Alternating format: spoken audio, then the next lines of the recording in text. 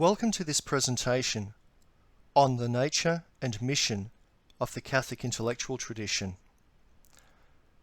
Most of what I'm going to talk about in this presentation is taken from a chapter of my book, A Catholic University in the Kimberley, Reflections on a Catholic Identity. If you'd like to read more about the Catholic intellectual tradition, I'd recommend my book, as well as 3 other sources. Pope John Paul II's letter Ex Corde Ecclesiae, his Apostolic Constitution on Catholic Universities, that has a lot of information about the Catholic intellectual tradition. There's also the book by Philippe Nemo, What is the West, published by Duquesne University Press, that has a lot of great historical background to the Catholic intellectual tradition. And then a relatively brief but very enlightening document from Boston College, The Catholic Intellectual Tradition, a Conversation at Boston College. That is freely available on the internet and very, very helpful. So what is the Catholic intellectual tradition? In the first place, John Paul II opens Ex Corde Ecclesiae by saying that a Catholic university's task is to unite faith and reason through rigorous intellectual inquiry. He says that the Catholic intellectual tradition aims, and I quote, to unite existentially by intellectual effort the search for truth and the certainty of already knowing the fount of truth. In other words, this tradition is about searching for truth under the mantle of faith in God, who is ultimate truth. Now, this unity of faith and reason was crucial at the founding of modern universities last millennium.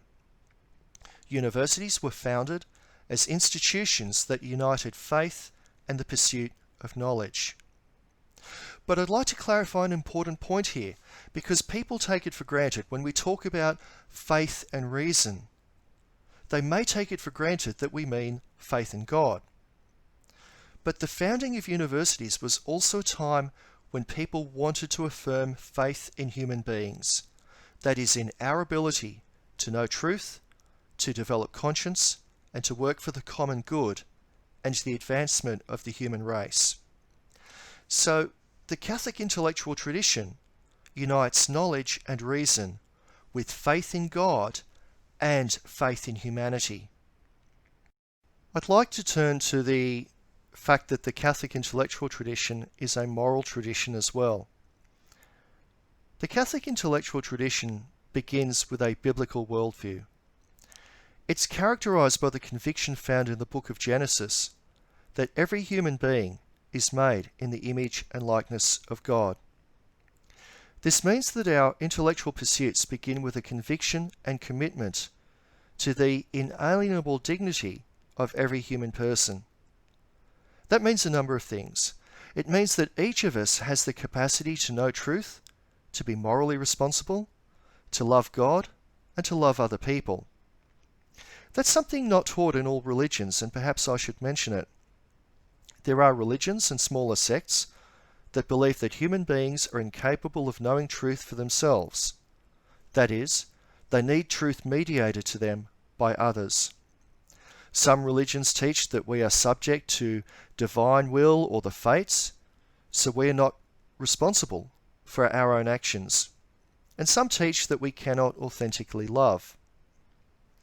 The Catholic intellectual tradition, though, builds upon the Jewish tradition and emphasizes that human beings are made in God's image, so that we share God's ability to know, to act responsibly, and to love.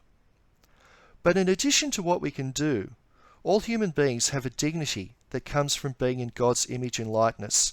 And that's a conviction common to the Jewish Christian tradition and to the idea expressed in the US Declaration of Independence, which I quote, "We hold these truths to be self-evident, that all men are created equal, that they are endowed by their Creator with certain unalienable rights, that among these are life, liberty, and the pursuit of happiness." The phrase there that's important is endowed by their Creator. It means that these rights cannot be alienated from the person because of their dignity in the light of who they are, what they are before their Creator. It's the same idea in the Jewish Christian tradition, that people have an inherent dignity because of their creation in the image and likeness of God.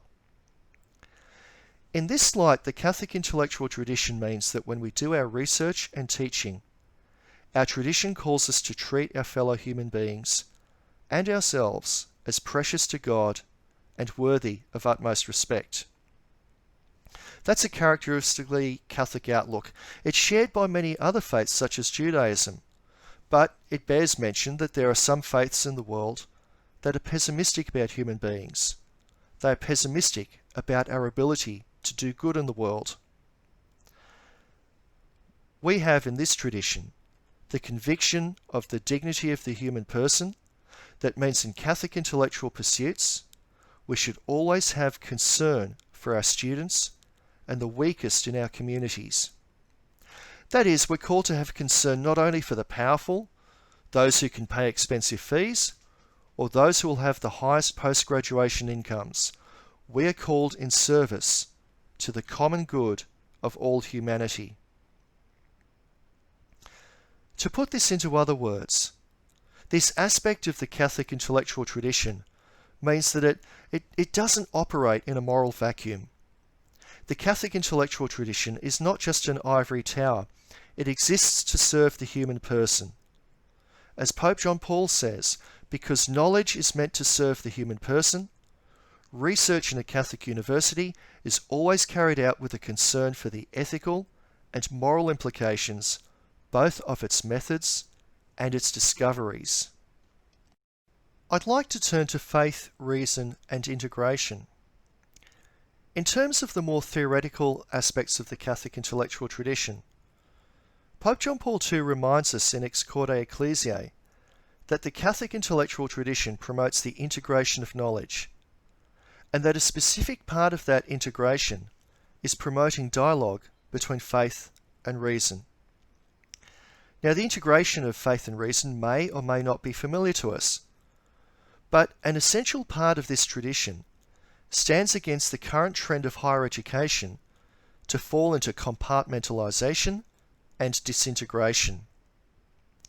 We find in many institutions around the world today a cacophony of disciplines that simply can't understand one another. The Catholic intellectual tradition pushes against that trend, though, and it draws the university to the unity of all truth. This unity has a twofold effect. In the first place, it leads to interdisciplinarity, bringing all the disciplines together. In the second place, this unity enhances the relationship of faith and reason. As John Paul II writes, it leads to the realization that, and I quote, "the things of the earth and the concerns of faith derive from the same God." And that's perhaps an important part of the Catholic intellectual tradition. We don't utterly separate knowledge of God from knowledge of our world or knowledge of nature. To put the point very simply, we believe that all things have been created, loved into being by God. And so the idea is that when we understand nature, when we understand the world around us, when we understand our universe, we also better understand the God who is responsible for all things. Coming back to the point that the Catholic intellectual tradition doesn't operate in a moral vacuum, I want to re-emphasize that it serves the human person. So as John Paul II says, the Catholic intellectual tradition and its pursuits should always be carried out with a concern for the ethical and moral implications of our teaching and research. In other words, the Catholic intellectual tradition is a tradition with conscience. It sees learning and discovery as being ordained to the good of the human person. The biblical worldview is also important because the Catholic intellectual tradition is rooted in the worldview of the Bible. We may take the Bible for granted, But if we look at it historically, if we read it in its cultural context, we see that biblical theology, in fact the entire biblical worldview, represents what Philippe Nemo calls a rebellion against the normalcy of evil. I'll put the point this way. Prior to the message of Israel and its prophets, the religions of the ancient Near East basically took evil and suffering for granted. These religions thought that evil and suffering were a necessary part of human life. They resigned themselves to the inevitability of suffering, and they accepted evil and suffering as fate. This fatalistic worldview seemed to absolve people of responsibility towards suffering. But the Hebrew Bible, that part of the Bible that Christians call the Old Testament, the Hebrew Bible introduced the biblical ethics of compassion. The biblical ethic says a no to suffering, and as Philippe Nemo points out, it rejects the inevitability of evil. The biblical revolution, if we could call it that, rejected the inevitability of evil and suffering, and instead embraced a worldview in which, with God's help, we can work against evil, eliminate suffering, and work to promoting the good and the end of suffering in the world to come.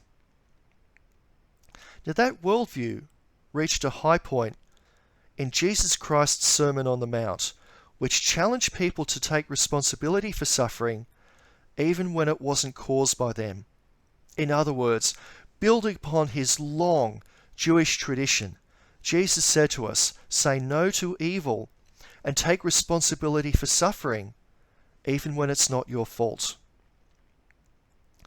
Now, not much of that worldview was put into philosophical categories, but when the first Christians came into contact with other cultures, these communities fostered an intellectual tradition that embraced dialogue between their faith and the cultures with which they came into contact. Sometimes they adopted parts of those cultures that could give expression and credibility to their faith, such as adopting Plato and Aristotle as philosophies with which we could express and defend our faith. Other times, though, these traditions were used as intellectual sparring partners by which we compared ourselves to them, argued with them and against them, and did that to make our tradition more robust. If we turn to medieval times, I think we can look especially at the reforms of Pope Gregory, who was Pope in the 11th century. His reforms, and some call it the Papal Revolution, gave us the Catholic intellectual tradition and many other things that we have today. It was at this time that reason was given its due place by the Church. And after Gregory, we saw the birth of the first universities. These were products of the Catholic intellectual tradition. It was at the universities that reason was used in a way that was systematic and abstract. Before the universities, education was basically about people gathering with an authority figure who would read out texts, expound them, and give his opinion. But at universities, instead of an emphasis being on authority, you had various master teachers who would gather together and talk not about texts but about issues or questions. What is God? Who is Jesus? What is the nature of this scientific principle? And they would argue yes and no, sic et non in Latin.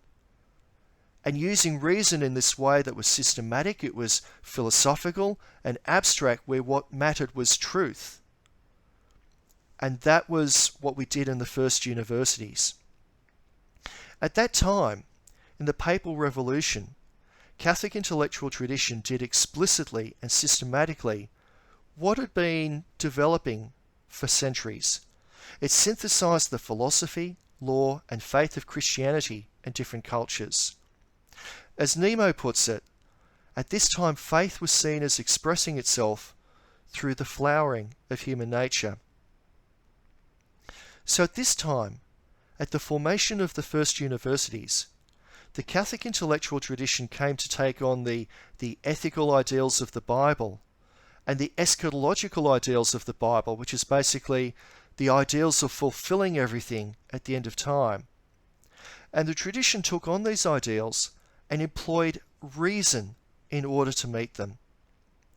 In other words, in a systematic, intellectual way, we began the project of improving our world not through force, not through politics or armies, but we aim to improve our world through the pursuit of learning. Now, a key figure in the Catholic intellectual tradition is St. Thomas Aquinas. What he did was he was a man of faith. He's a philosopher theologian. He took on a thorough analysis of humanity, and he engaged the moral, political, and economic issues of his day. He pursued truth in a way that led him into intellectual conversation with diverse partners. He used Aristotle, the philosopher, even at a time when some in the church were suspicious of the philosopher's teachings.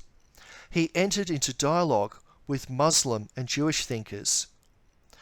Aquinas' passionate engagement with the intellectual pluralism of his time enriched the Catholic intellectual tradition and was a key contributor to it.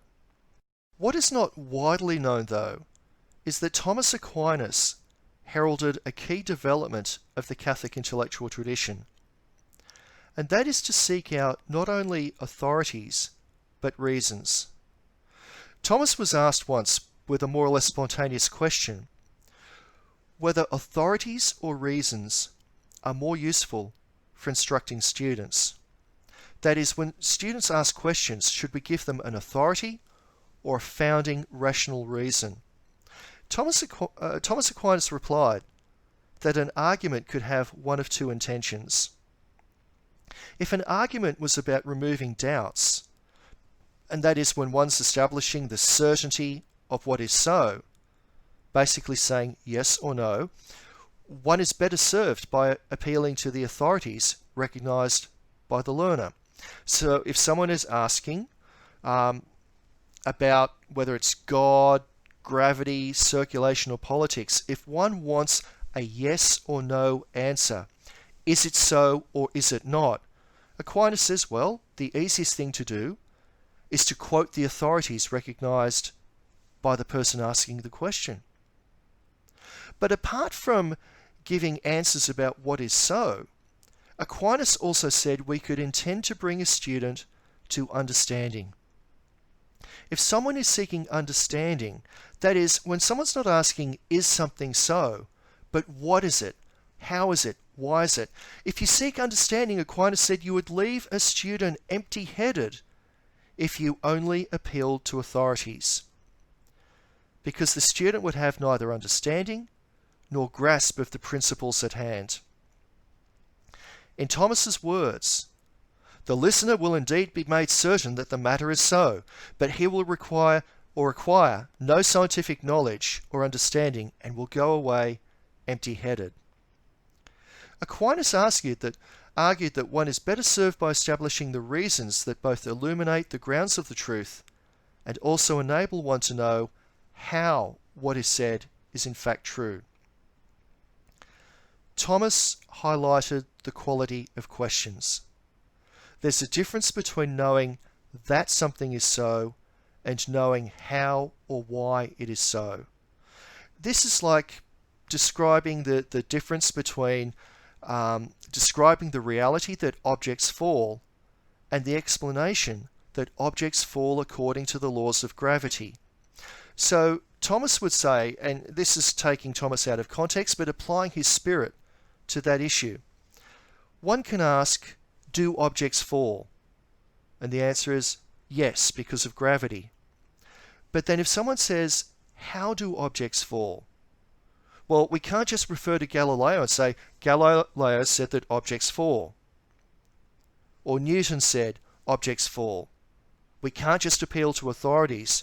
We have to say that from constant observation and scientific experimentation, we know that objects fall according to their mass, the mass of another object, and their distance from that object multiplied by a gravitational constant. In other words, there's a difference between knowing that it is so and how or why it is so. And that concern for reasons, not just authorities, cannot be underestimated. Thomas Aquinas emphasized, we need to know not just what is so, but we need to understand why it is so.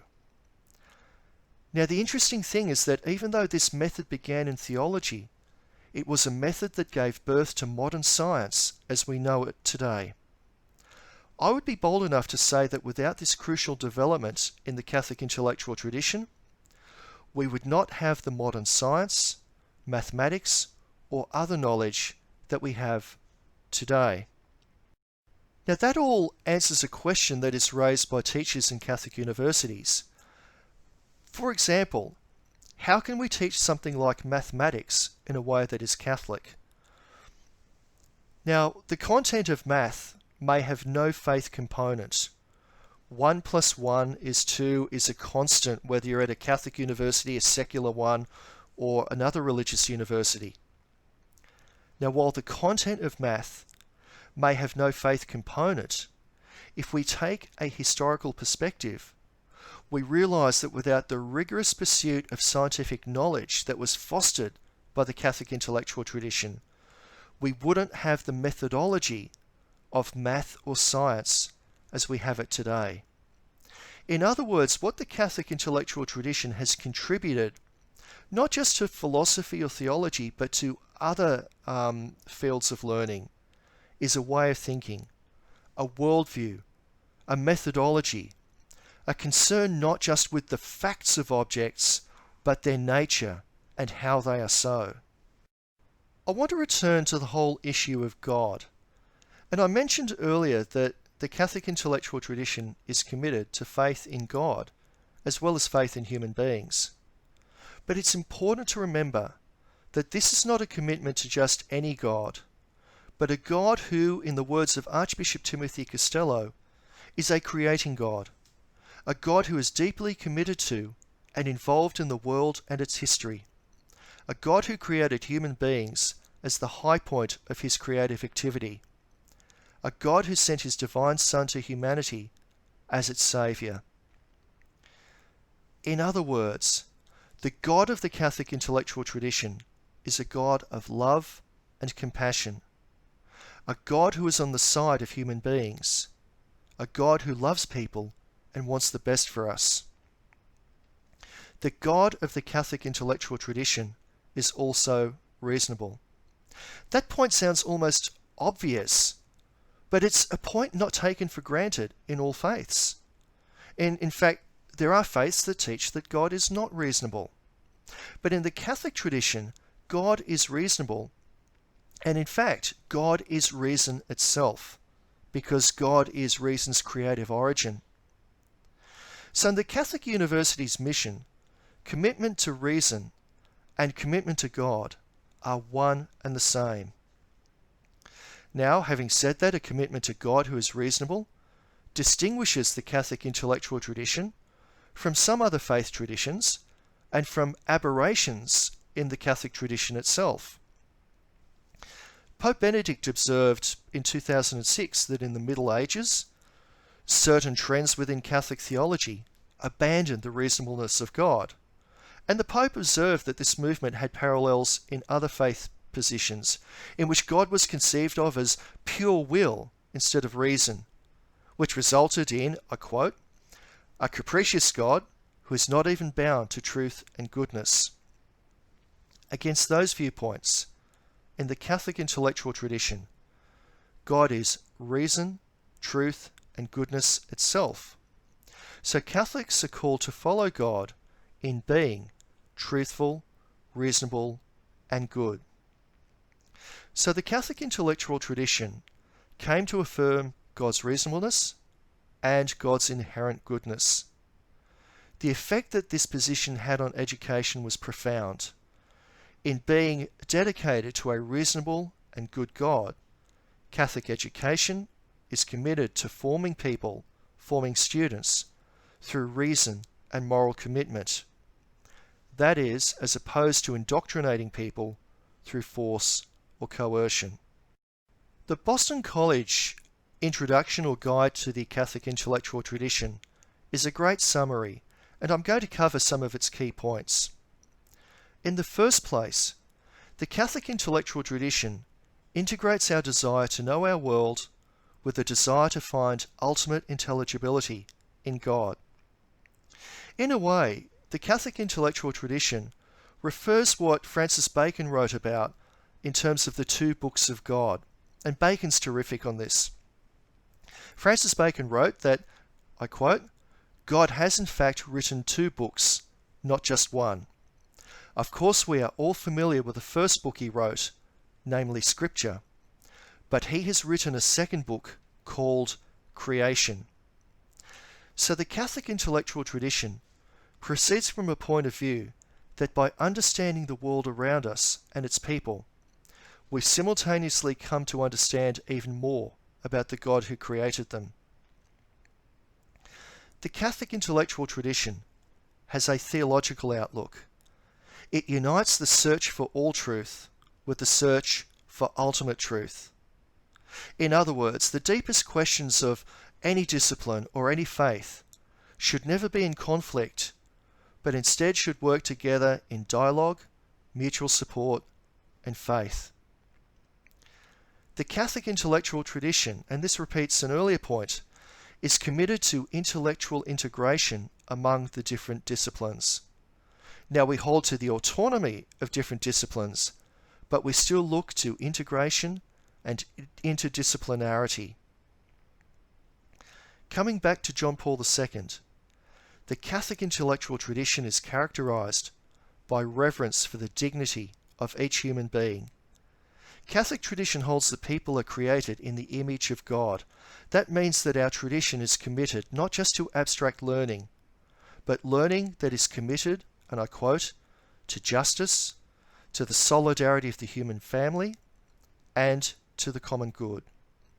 In other words, the Catholic intellectual tradition is a tradition that is there to serve people. I would also say that the Catholic intellectual tradition is not a closed shop. As St. John Paul says, and I quote, "By research and teaching, Catholic universities assist the Church in the manner most appropriate to modern times, to find cultural treasures, both old and new, according to the words of Jesus." In other words, the Catholic intellectual tradition is a growing, developing, open, and living tradition. There is so much more that I could say about the Catholic intellectual tradition. We don't have time to cover that in this presentation, so I'd encourage you to follow up and read the helpful readings that I've mentioned in this presentation. Thank you, goodbye, and God bless.